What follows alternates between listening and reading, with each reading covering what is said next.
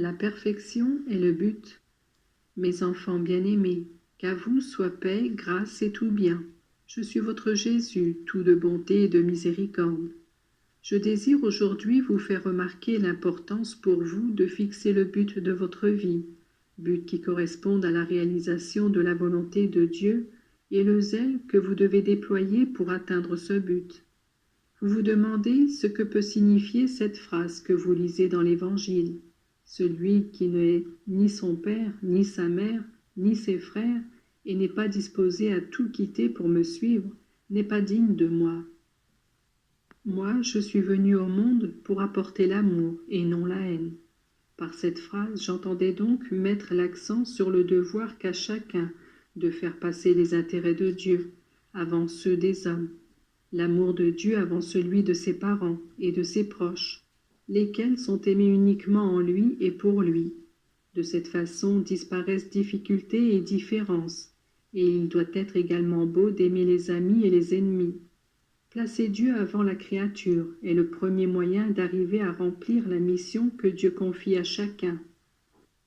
Même dans les réalités humaines, pour arriver à exercer une profession donnée ou pour obtenir un certain résultat, il est nécessaire de s'engager et de garder bien gravé dans son esprit l'objectif à atteindre. Si dans les choses matérielles le sacrifice est nécessaire pour affronter les difficultés, fortifier la volonté et vaincre les épreuves, il est d'autant plus dans les choses de l'âme. C'est vraiment une grande bataille à livrer, une course à vaincre, un problème à résoudre. Et cette victoire, ce but, cette solution doivent conduire au salut. Le choix que je vous invite à faire pour être vraiment chrétien est libre et source d'une immense joie. C'est moi qui appelle les âmes à moi et qui les dirige. Si je vous ai dit d'autrefois que je suis un Dieu jaloux, c'est parce que je vous aime.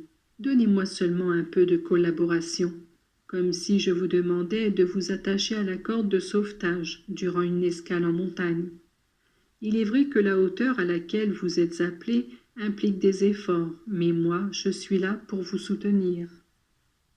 Le but, c'est la perfection, et la route qui vous y conduit, c'est l'accomplissement de vos devoirs. Je désire que votre christianisme ne soit pas une chimère.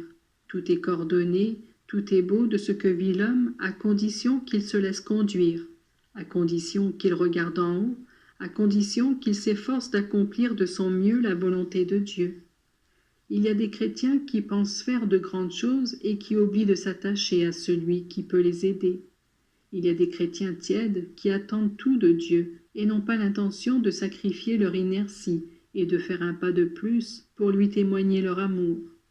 Dieu a établi une loi qui doit guider les hommes, c'est la loi de la charité, que je suis venu parfaire et qui doit unir les hommes entre eux et tous ensemble à Dieu.